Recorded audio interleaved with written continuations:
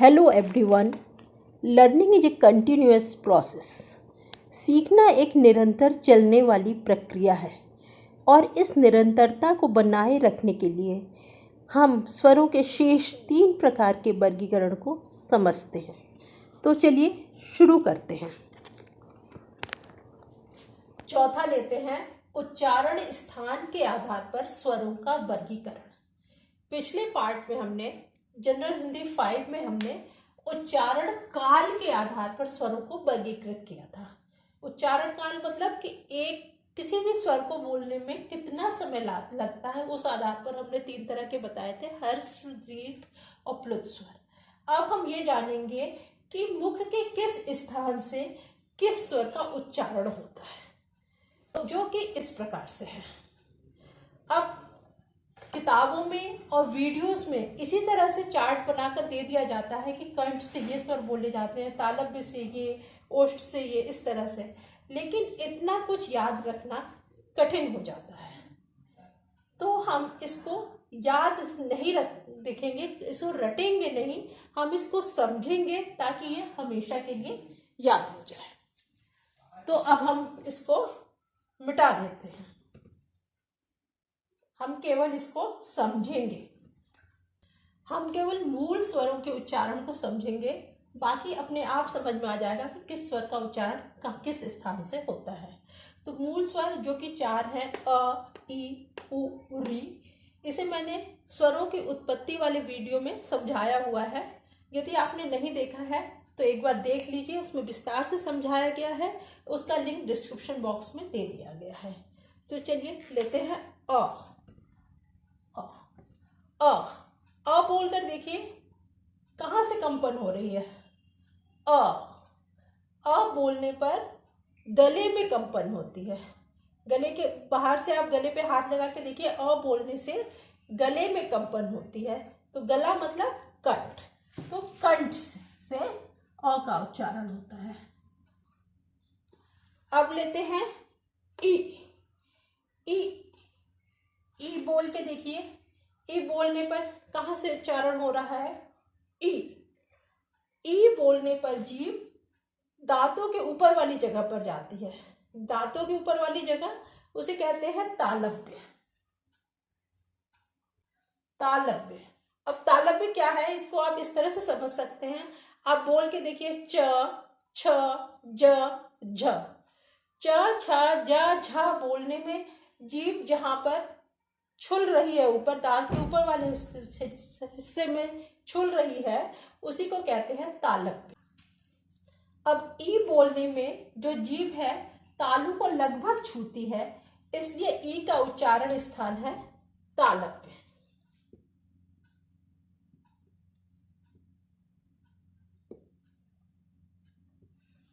तीसरा लेते हैं उ।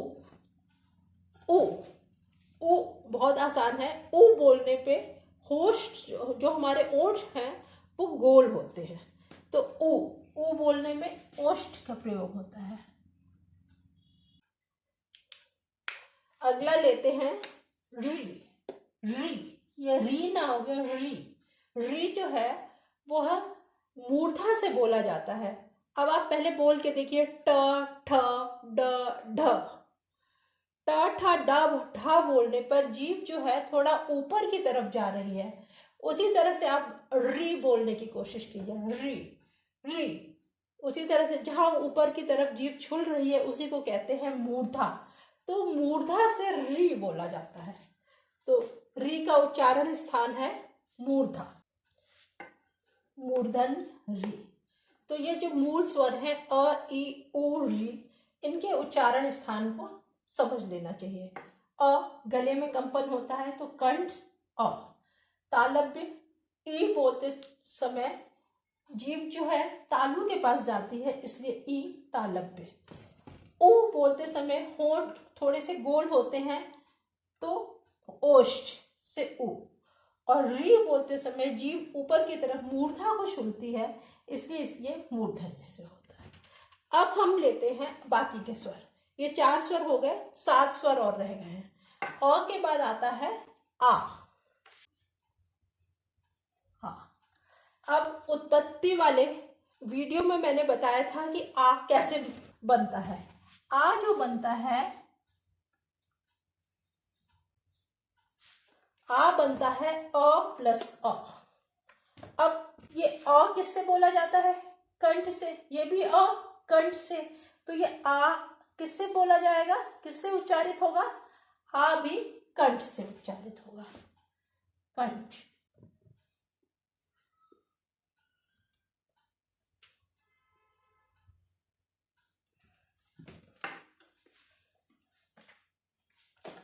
अब लेते हैं ई।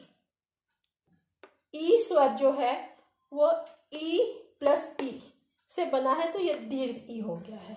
तो ई, ये ई जो है तालव्य से उच्चारित होता है, ई तालव्य से उच्चारित होता है। तो यह जो ई है यह भी तालव्य से ही उच्चारित होगा। केवल इन मूल स्वरों के आधार पर हम सारे स्वरों का उच्चारण स्थान जान सकते हैं। अ कंठ से हुआ तो आ भी कंठ से होगा, अ प्लस अ आ हो गया। और ई तालव्य से है तो जो ई है वो ई प्लस ई है तो ई हो गया। तो ये भी तालव्य से है तो ई भी तालव्य से होगा। अब हम लेते हैं ऊ। ऊ, ऊ बोलने में भी जो है ऊ जो है वो भी ऊ प्लस ऊ से होता है। तो ऊ का उच्चारण स्थान है ओष्ठ, तो ऊ का भी उच्चारण स्थान होगा ओष्ठ। अब इसके बाद अगला स्वर कौन सा आता है? ए। ए स्वर बनता है अ प्लस ई से। अब अ का उच्चारण स्थान है कंठ और ई का उच्चारण स्थान है तालव्य। तो ए का उच्चारण स्थान होगा कंठ तालव्य, क्योंकि ई, ए जो है अ प्लस ई, अ का उच्चारण स्थान कंठ और ई का उच्चारण स्थान तालव्य। तो इसमें दोनों चीज है तो इसका उच्चारण स्थान होगा कंठ तालव्य। अब ए के बाद आता है ए। ए, ए बना है अ प्लस ए से। अ का उच्चारण स्थान कंठ और ए का कंठ तालव्य। तो ए का भी उच्चारण स्थान हो जाएगा कंठ तालव्य। अब लेते हैं ओ। ओ, अ प्लस उ। अब अ का जो उच्चारण स्थान है कंठ और उ का उच्चारण स्थान है ओष्ठ। तो ओ का उच्चारण स्थान होगा कंठोष्ठ। कंठ प्लस ओष्ठ, ओष्ठ कंठोष्ठ। ओ का उच्चारण स्थान हो गया कंठोष्ठ। अब उसके बाद आता है अ। अ किससे बनता है? उत्पत्ति वाले वीडियो में मैंने बताया हुआ है, आप लोग इसे एक बार जरूर देख लीजिएगा। अ बनता है अ प्लस ओ से। अ कंठ, ओ कंठोष्ठ। तो अ भी हो गया कंठोष्ठ से। मूल स्वर को हमने केवल जाना अ ई उ री के। तो अ और आ कंठ से, ई तालव्य से, उ ओष्ठ से, री मूर्धन्य से और ए कंठ तालव्य से और ओ कंठोष्ठ से। समझ में आ गया होगा। केवल मूल स्वरों की उत्पत्ति जाननी चाहिए कि वो मुख के किस स्थान से हो रही है। तो ये हो गया उच्चारण स्थान के आधार पर स्वरों का वर्गीकरण। पांचवा लेते हैं जिह्वा के आधार पर स्वरों का वर्गीकरण। जिह्वा के आधार पर भी स्वरों का वर्गीकरण हम याद नहीं करेंगे, केवल समझेंगे इस चित्र की सहायता से। जिह्वा के आधार पर वर्गीकरण को हम 3 भागों में बांटते हैं, अग्र, मध्य और पश्च। अग्र मतलब आगे का भाग, मध्य मतलब बीच का भाग और पश्चिम मतलब पीछे का भाग। अब स्वरों के उच्चारण में जीभ का कौन सा भाग सक्रिय हो रहा है, इस आधार पर स्वरों को वर्गीकृत किया जाता है। सबसे पहले लेंगे अ। उच्चारण करके देखिए आप खुद ही। अ बोलते समय जीभ का मध्य भाग सक्रिय होता है। अ मध्य भाग में हल्का सा तनाव सा आता है। तो अ खुद उच्चारण करके देखिए। आ जीभ का पीछे का भाग सक्रिय होता है। तो आ पश्चिम में आएगा, पीछे का भाग। ई, ई, ए। जीभ का जो ये आगे का हिस्सा है ये हल्का सा ऊपर उठता है, ई, ए। तो ये हो गया अग्रभाग। उसके बाद तो उ, ओ, ओ, इसमें पीछे का हिस्सा सक्रिय होता है, इसलिए यहाँ पे ये पश्च हो गया। तो अग्रभाग में से ई, री, ए बोले जाते हैं। और जीभ के मध्य भाग जब सक्रिय होता है तो केवल एक स्वर बोला जाता है, अ। और जीभ के पीछे का भाग जब सक्रिय होता है तो आ, उ, ओ स्वरों का उच्चारण होता है। तो यह हो गया पांचवा, जिह्वा की सक्रियता के आधार पर स्वरों का वर्गीकरण। छठा और आखिरी वर्गीकरण लेते हैं ओष्ठाकृति के आधार पर। ओष्ठाकृति मतलब होंठ की आकृति के आधार पर, होंठ के शेप के आधार पर स्वरों का वर्गीकरण। अब ओष्ठाकृति के आधार पर स्वर दो प्रकार के होते हैं, वृत्ताकार और अवृत्ताकार।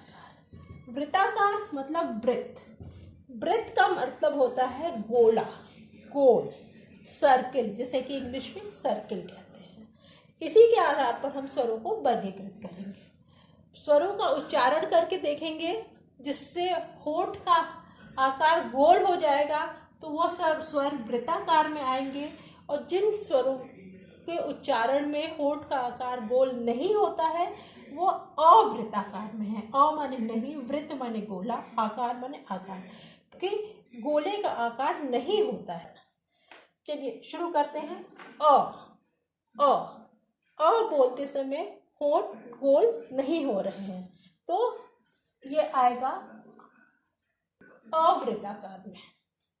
आ बोलते समय भी मुंह खुलता है, होंठ गोल नहीं हो रहे हैं, आ। ई में भी होंठ गोल नहीं हो रहे हैं, ई, इसी का दीर्घ रूप है, उसमें भी होंठ गोल नहीं हो रहे हैं। आ, ई। ऊ का उच्चारण करके देखिए, ऊ बोलते समय होंठ गोल हो रहे हैं, वृत्त हो रहे हैं, तो हम ऊ लेंगे इसमें, ऊ में भी होंठ गोल हो रहे हैं,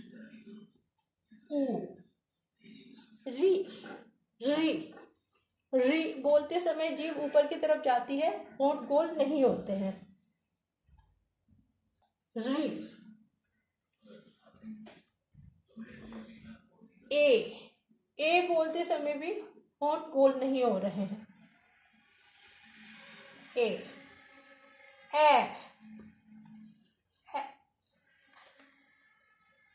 ए बोलते समय भी होंठ गोल नहीं हो रहे हैं।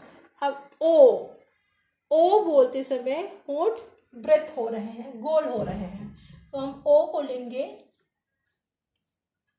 वृत्ताकार में, ओ को लेंगे हम वृत्ताकार में। ओ बोलते समय भी होंठ गोल होते हैं, मुंह खुलता है थोड़ा ज्यादा और होंठ गोल होते हैं, ओ।